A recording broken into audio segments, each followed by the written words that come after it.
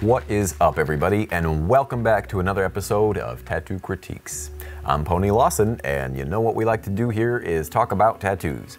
Whether you're an artist, collector, or an alien, we like to talk about them all. So sit back, grab some popcorn, let's get the show started.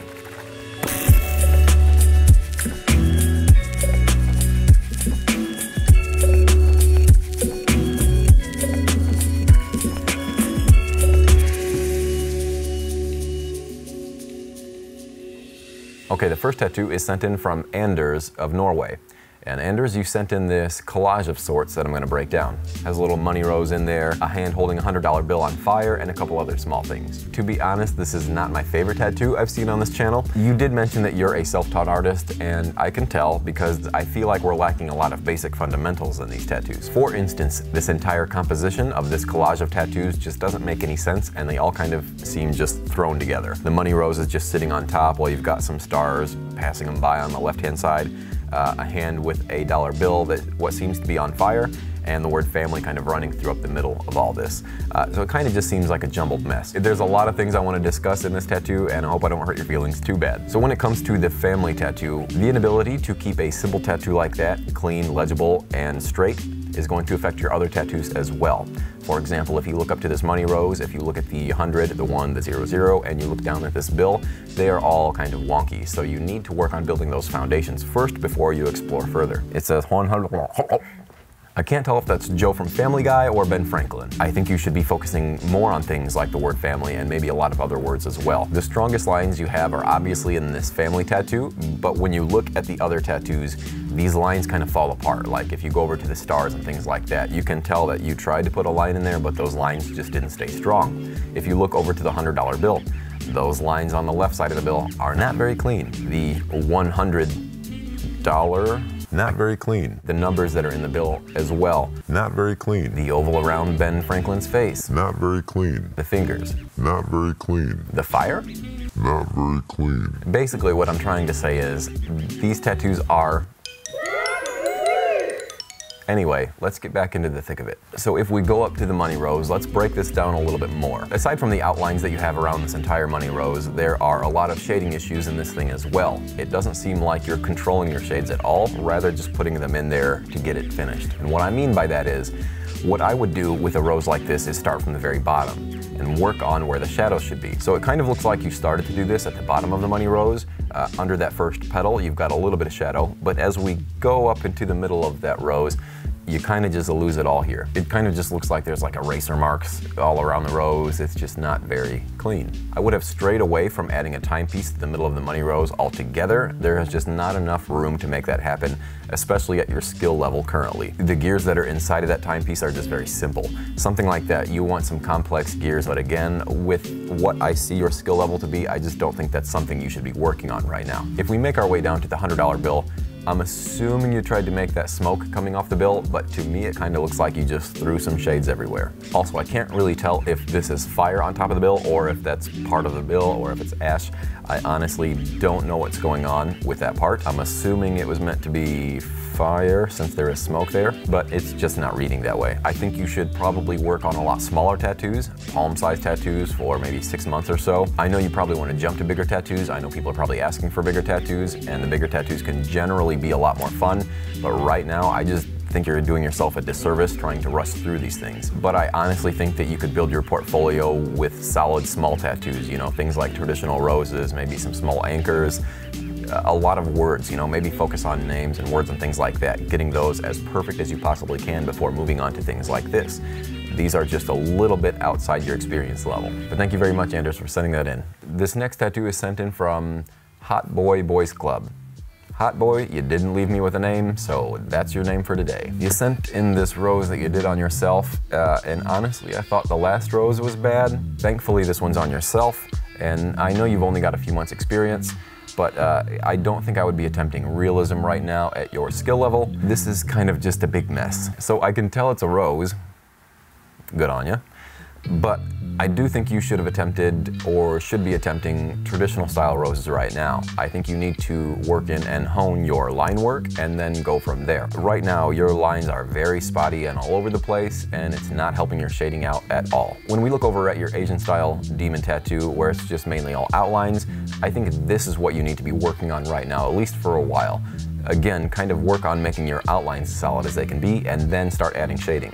If you had the kind of outlines that you had on your demon that you did on your rose, I honestly think your rose would look quite a bit better. I'm not saying the demon is a great tattoo by any means, because it obviously needs some help as well, but I do think that you were a little bit more careful with your lines on this tattoo than you were with your rose. And I'm assuming that's because you were thinking you were going to cover up a lot of those lines with the shading. So if you got the shading out of your mind and just focus on building a good tattoo with solid lines, I think that would help carry you a lot further. So again, not a whole lot to say. Keep focusing on your line weight, build up those lines nice and strong, and maybe start tattooing on your thighs as well, because when you work on your lower legs, they can be a bit more difficult as you're tattooing them upside down. Thanks very much, hot boy.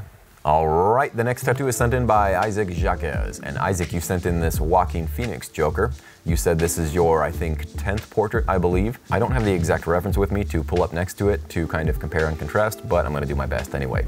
Let's start at the very bottom. It seems like there's not a very hard edge at the bottom of his chin, where his chin would meet his shirt. The shading is rather soft where those two meet, or there's just not a very distinct line, so it kind of pushes the chin a little bit into the jacket, just making it seem not as three-dimensional. I can tell he's got some scars underneath there, so I'm gonna kind of give you a pass on those little bloody patches. But as we work our way up to the mouth and the nose, you can kind of tell that the mouth needs some strengthening as well. Maybe not necessarily lines, but it just needs some sort of hard edge where it meets the teeth. The same thing goes for the nose. You do have a little bit harder edge on the nose at the bottom. Unfortunately, there's just no shape to help give that nose some lift. The dark shade kind of just comes from the bottom and works its way up. There's no building of shades or anything like that to conceive that there's nostrils there. It kind of just looks like a flat, pointy arrowhead. When we work our way up to the eyes, I can tell that you kind of worked an outline around the eye makeup, something that doesn't really need. When you're doing realism, you want this to appear as soft as possible. You only want to use the lines on very hard edges, and what I mean by that is eyelids, mouth, nostrils, chin lines, things like that. Things that you want to give an extreme pop to. If it's just makeup sitting on top of skin, you likely want to just use a mag or something like that, or even a round shader, something that's not going to give it as hard of an edge to where I can see that outline there. Sometimes you can get away with using liners if you're using it like a shader. You can kind of brush in those effects to not get those hard edges, and you can get a lot of smaller detail that way. But right now, like I said, I just see those hard edges around the eye makeup and not enough hard edges around where they should be. And finally, as we work our way up to the forehead and the hair, again, there's just not a lot of shape happening in the forehead. It kind of looks like one solid shade ran through the entire thing, which flattens the forehead. When we break down the anatomy of a face and a skull, you're going to get a lot of facial planes, and those facial planes are going to show you what catches light and shows shadow. So normally on the sides of the face, you're going to have two planes that run on the side that's going to catch the shadow, and then the planes that run in the front of the forehead that's going to catch all the light. Right now there is none of that. Like I said, it's just one solid shade that runs across the forehead, just making it very flat. If you were to study those facial planes, maybe study anatomy a little bit and actually draw some portraits, I honestly think that would help you further these portraits out quite a bit. Instead of just practicing them on skin, bust out a sketchbook, bust out some pencils, and you don't even necessarily have to finish, but focus on getting these nice shades out and learn those planes, because like I said, that's what's going to help take you to the next level and help you do better than your peers. But going back to the hair, there is just not a lot of dark value in there. There's not a lot of strands or anything like that. It kind of looks like you just rushed through this part, like you kind of just made your way up to the top and you just wanted to get that hair in there to be finished. If I look on the very top of it, it looks like brushed lines just thrown in there just to give it that edge. It doesn't look like any time was taken, and I honestly think that if you had taken the time to make that hair look as realistic as possible, again, it would help take this tattoo to the next level. That being said, the hair is not going to be your only savior. The only reason I know this is a Joaquin Phoenix is because of the design of the makeup. Everything else kind of just falls flat. But one final thing, the one line of white that you decided to put in this eye, just leave that out next time. Try and finish the tattoo with only black shades. So again, you kind of want to just focus and work on those smaller details, maybe with a small mag or something like that. The liner in this example isn't really helping you out any, but I'm curious to see how your portraits go the more you do, so please send those in the future. Thank you very much, Isaac, for sending that in. All right, the next tattoo is sent in by derekztattoos. And Derek, you sent in this neo-traditional Reaper face with some nice red background to it. Let's break it down. So the first thing that catches my eye about this tattoo that I don't get to see a lot of on this channel is line weight. And you know how much I love my line weight. The thin lines that you have that complement the thick lines that run through this tattoo, I think do an excellent job. You have these tiny little lines that show shape throughout the skull that you don't necessarily need shading for. You also have these little stippling areas that look very controlled. They're not all over the place, but they're just in certain little parts that really help show that grit in the skull. And I really love that. I think the red background also helps sell the contrast of this tattoo. Without that red background, I think this thing would just fall a little flat because you've got the skin tone that runs through the skull, and then if you had the skin tone on the outside, I just don't think it would have that vibrant of a pop. The eye itself is cool too. You've got some nice mixtures of brown to yellows in there, giving it a nice gold illuminescent effect. I do think you could have done without that whitish or bone color in the tooth. I don't think it's really doing much.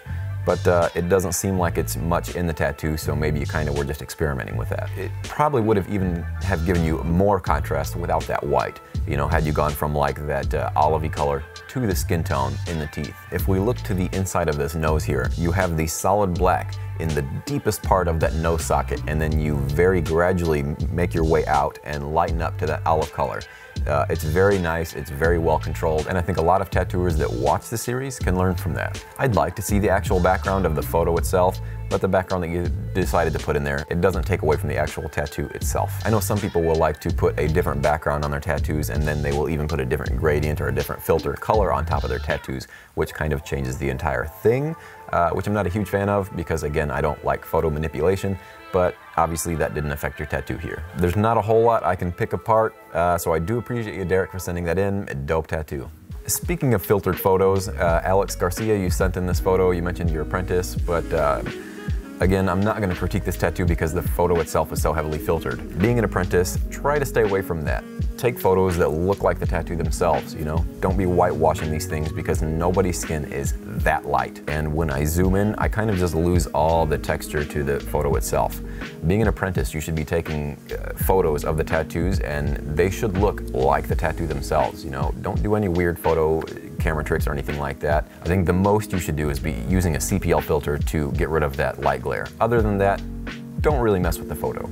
I know your mentor might hate me for this, but even if your mentor is doing that, just don't do that. It's not something that the experienced tattooers, the seasoned tattooers look at and we're proud of. You know, we want to see a tattoo look the way that it really looks in real life. All right, next we've got, what the f is that? Okay, the next tattoo is sent in from Mika Machida.